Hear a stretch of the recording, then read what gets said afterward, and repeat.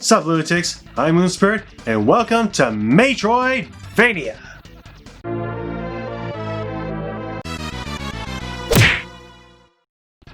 In the month of May, I'm taking a look at one of my favorite game genres, Metroidvanias. For those who don't know, Metroidvania is a genre that gets its namesake in core gameplay features from the Metroid and Castlevania series. Typically, they are action-adventure games that feature an expansive and connected world that the player can explore using power-ups and items they obtain along the way. And that's what I love, the satisfaction of seeing a character grow into an apex powerhouse by exploring every corner of the map. It is an increasingly popular genre that has become more and more common in recent years, but I've loved them before they were popular. So yeah, I guess I'm a Metroidvania hipster. What? So with that out of the way, let me talk about Shadow Complex. Developed by Chair Entertainment in 2009, Shadow Complex was initially an Xbox Live Arcade exclusive, and I got this game some many months after getting my 360. I remember the game's trailer back in E3, and it had a real shaky reveal. But that didn't detract me because this game looked like a Metroid in pseudo-modern times. I played it and beat it, and that was it.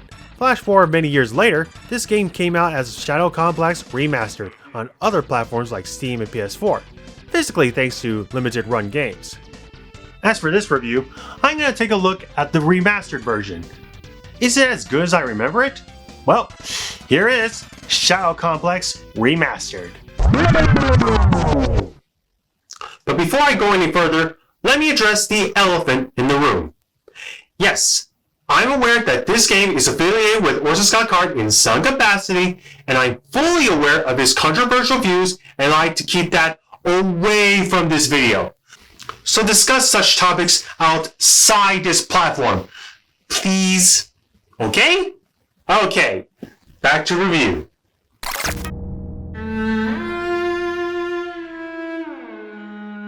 We begin in DC with one Colonel Sam Dallas, wearing some sort of power armor and saving the Vice President from armed hostiles.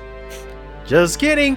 An unknown assailant named Lucius already took care of him and activated the suit's override, rendering Dallas immobile, and we never see him again. Well, shit hit the fan in the first 3 minutes of the game. And when I first played this, I honestly did not see this coming. Nice red herring there. We transition to the real protagonist of the game named Jason Fleming, voiced by Nolan I'm in Almost Everything North. He is on a hiking trip with his girlfriend Claire to explore a cave that she claims to have been when she was little. She opts to go first and Jason follows suit, only to find her missing and a steel floor and a locked door? Well, Claire is captured by unknown soldiers who take her in for interrogation, so Jason reluctantly goes to save her. Luckily for Jason, he's a trained soldier thanks to his military training by his dad. Wow, that's mighty convenient. After fighting many soldiers, a giant spider tank, yes, you heard me, and a bipedal mech, he finally reaches his girlfriend and her interrogator, Mr. Sweet. You don't look like a killer to me. Sweet talking there, mister. You're wrong, though. Unfortunately, she's rendered immobile due to being drugged, and she asks Jason to find some way to get them out, so she won't be dead weight. And apparently, she overheard them saying something called the Big Push, and it's happening today. Well, ain't that a co-winky-dink? He eventually finds part of a power suit and overhears some sort of invasion these guys are planning against the US called the Restoration, where they attack and come in as the Liberators. That's some B-action movie plot right there. Soon after diving deeper into the enemy's base, he finds a factory where it seems they are planning to attack America. And since Jason is the only capable one there, he reluctantly decides to stop this evil organization. Well, as they say, the right man in the right place can make all the difference in the world.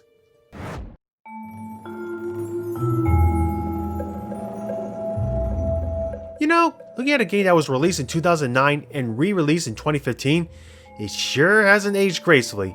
I mean, sure, it was probably good for its time, but the remastered version looks no different than the 2009 original, to be honest. Even some of the character models up close looks a bit uncanny, though the game's world is nicely varied, with many underground bunker areas, barracks, mine shafts, and a lobby and cafeteria where the bad guys eat. There's even a quaint cabin in the middle of the lake. Though prepare to look at the real 50 Shades of Grey here. Seriously, there's grayish green, grayish red, and even grayish blue.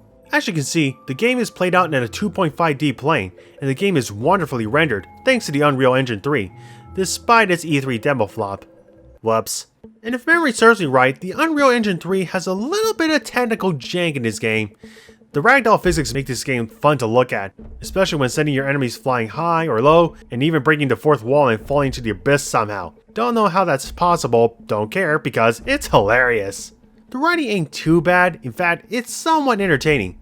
Like when Jason finally sees the factory full of giant mechs, he wants to get the F out of Dodge, but his girlfriend convinces him to stop them. But he agrees to do it not out of moral duty, but more like peer pressure getting to him.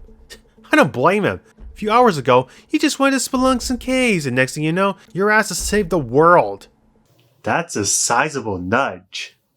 At least hearing some of these baddies banter do make this game slightly interesting. While they are going to invade America, they still talk things like baseball and how their suits function like normal human beings, even if they are domestic terrorists. The music is serviceable. It's not memorable, but when it needs to be suspenseful and exciting, it gets the job done. Only 2 songs are lodged in my head, mostly because they last a few seconds and play frequently.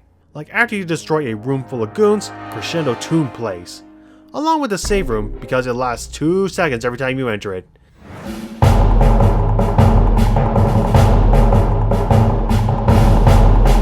Jason starts out with nothing but a flashlight and climbing gear, but once you get a gun, then the game truly begins. I should mention that there are water sections where Jason can swim, but he can only hold his breath for at least 10 seconds till he starts drowning. Really? I'm not military trained, and I can hold my breath for at least 20 to 30 seconds. Wait. But the real fun begins when you start obtaining the power suit.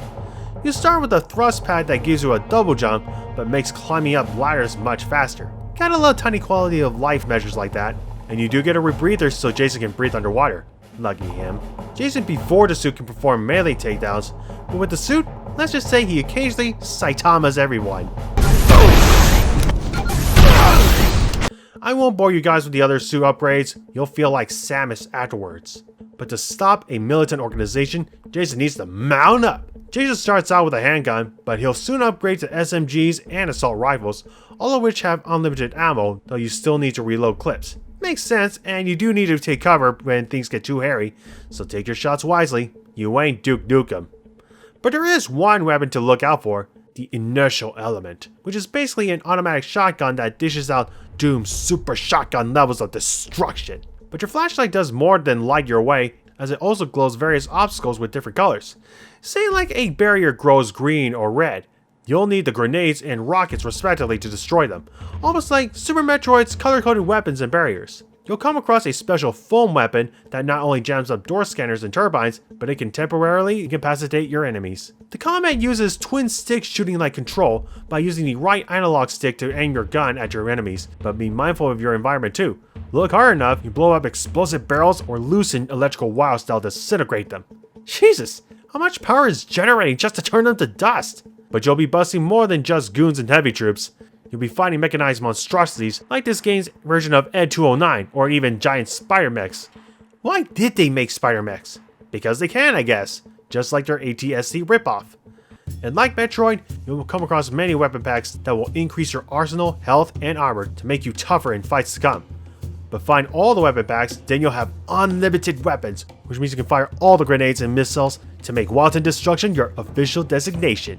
There are 2 special collectibles to find, gold bars and passkeys. First, finding all the gold bars will give you access to a hidden room near the beginning, where you can make your suit and weapon gold. Ain't your heart out, Donald Trump's New York apartment! As for the hidden passkeys, finding them will help you open a special doorway that will give you access to an armor upgrade that will literally make you invincible. Believe me, getting all these collectibles is worth it. The game does have a leveling up system, help you be more accurate and damage resistant for instance. And I should mention once you beat this game, you do have a new game plus. Kind of. You won't get all the weapons and abilities, but your levels will be higher, and if you got all the gold bars from the previous playthrough, you can access the secret arsenal room. Oh, there are also challenge levels called the Proving Grounds where you can test your skills, if you choose, just for leaderboard flexing.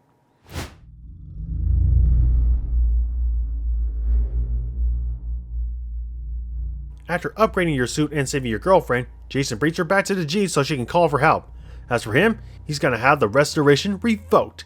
Little did they know, the lake and the cabin are front as the lake drains, revealing a giant air carrier and missile silo as the restoration readies their attack. And if you got all the upgrades like me, every opposition your way pales before the power of Jason! After the restoration is donezo, Jason finally comes face to face with Commander Lucius. Lucius states that he will kill him and everyone he knows right before he gets shot in the head. That shot came from Claire, revealing that she works for the NSA the whole time, and she only became romantically close to him because she believed he was the only one capable of accomplishing the feats he could perform. Does that mean that Claire never really liked him at all? Doesn't look like it, but I'm pretty sure she does, as the game ends as they both leave by helicopter. In closing, Shadow Complex is still a remarkable game, though it seems not many people talk about it, me included. That's why Shadow Complex is lightning in a Metroid capsule.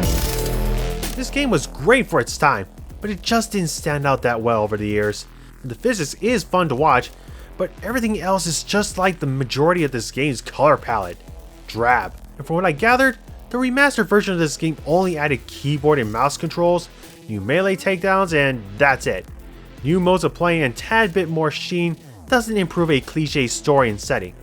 I was curious to see if this game will get a sequel, but it looks like Cherry Entertainment has it so far. In fact, after this game, they went on to make the Infinity Blade series, and it worked out for them very well. But those games aren't playable now since the App Store doesn't support outdated software like their games for new hardware. Well, we can only hope for a sequel, so give Shadow Complex a play. This game is truly a time capsule of the 360's past. But that's all the time I have for y'all today, so be sure to like this video, subscribe, and share it across the web. Would you kindly? Till then, I'm Moon Spirit saying good night.